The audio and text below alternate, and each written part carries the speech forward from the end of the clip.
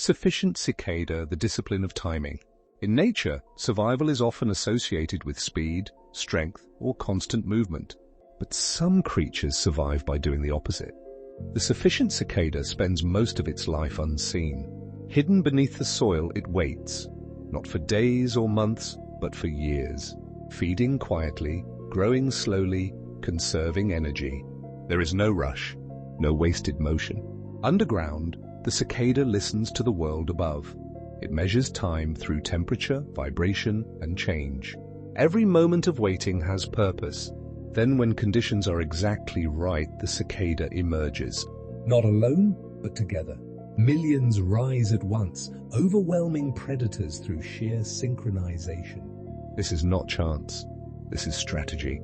Above ground, the cicada sings. Its sound fills the air, loud, rhythmic, unmistakable.